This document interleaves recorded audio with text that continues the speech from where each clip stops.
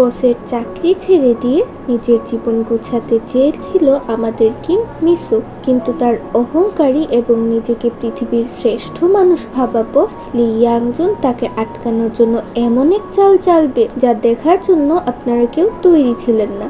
চাকরি ছাড়তে যাওয়া সেক্রেটারিকে আটকানোর জন্য বস এবার সোজা কি প্রস্তাব দিয়ে বসলো জানেন? তুমি চাকরি ছেড়ে যেও না, আমি তোমাকে বিয়ে করব। হ্যাঁ ভাই, কোনো ডেটিং নেই, কোনো প্রেম নেই, সোজা বিয়ের অফার। কিন্তু মিসো কি এই সেলফ অবসেসড বসের প্রস্তাবে রাজি হবে, নাকি বসের এই অদ্ভুত নাটকে পরিস্থিতি আরও বেশি গন্ডগোলে পেঁচিয়ে যাবে? হ্যালো এভরিওয়ান, ড্রামা প্রেমীদের সবাইকে স্বাগত। আমরা দেখি ইয়াংজুন তো খুব অহংকার নিয়ে বিয়ে করার অফার দিয়েই দিল। তার ভাবসাব এমন যেন সে মিসোকে কোনো রাজত্ব উপহার দিয়ে ফেলেছে। সে মনে করেছিল মিসো খুশিতে লাফিয়ে উঠবে এবং বলবে, ওহ বস, আমি তো এই দিনটার জন্যই অপেক্ষা করছিলাম। কিন্তু না, মিসো কোনো সাধারণ মেয়ে নয়। সে একদম শান্ত গলায় বলে, স্যার আপনার কি মাথা খারাপ হয়েছে? আমি তো ডেটিং করতে চাই, রোম্যান্স করতে চাই, আর স্বাভাবিক জীবনযাপন করতে চাই।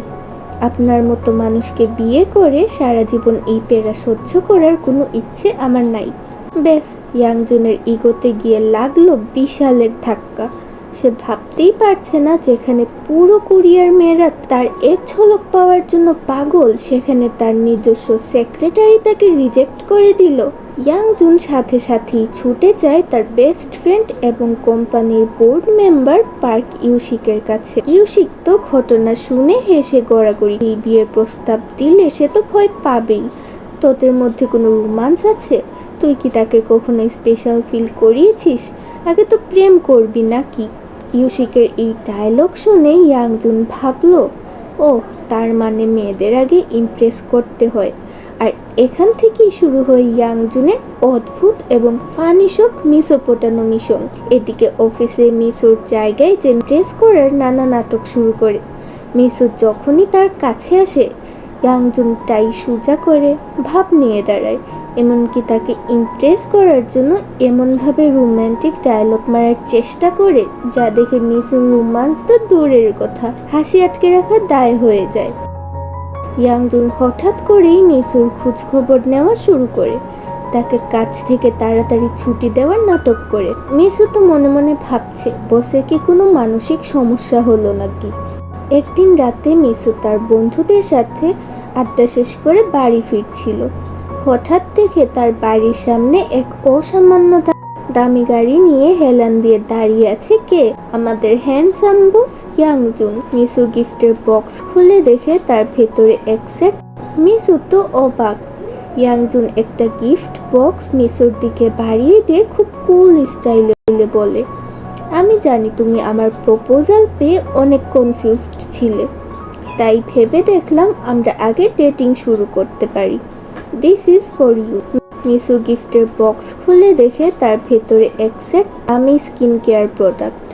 আসলে ইয়াংজুন ভেবেছিল মিসো হয়তো সুন্দর দেখানোর চক্করে ডেটিং করতে পারছে না। মিসো তো বিরক্ত হয়ে গিফট ফিরিয়ে দেয় আর সাফ জানিয়ে দেয় সে কোনো শর্টকাট ডেটিং বা বসের ফ্যান্টাসি গেমের অংশ হতে চায় না। সে এমন একজনকে চায় যাকে সে সত্যিই ভালোবাসবে। ইয়াংজুন বাড়ি ফিরে আবার রিজেক্ট খাওয়ার ব্যথায় ছটফট করতে থাকে। সে আয়নার সামনে দাঁড়িয়ে নিজের চেহারা দেখে আর বলে, আমার মধ্যে কি কম আছে? সুন্দর মুখ, টাকার পাহাড়, নিখুঁত ব্রেন, তবুও ও আমাকে কেন পছন্দ করছে? কিন্তু এই ফানি দৃশ্যের আড়ালে ড্রামাটিক একটা মেমোরি উকি দে। ইয়াংজুন মাঝরাতে একটা ভয়ঙ্কর দুঃস্বপ্ন দেখে জেগে ওঠে। তার শৈশবের কোনো এক অজানা এবং অন্ধকার অতীত জড়িয়ে আছে এই ভয়ের পেছনে, যা সে কারো কাছে প্রকাশ করে না।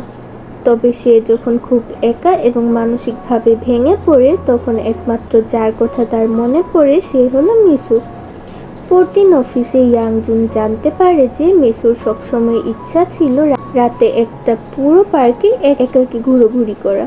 বেশ, আমাদের কোটিপতি বস পুরো পার্কের সব রাইড বন্ধ করে পুরো পার্ক বুক করে ফেলে। রাতের বেলা যখন মিসো সেখানে যায়, সে দেখে পুরো পার্ক আলোয় ঝলমল করছে, কিন্তু সেখানে আর কোনো মানুষ নেই, শুধু সে আর ইয়াংজুন।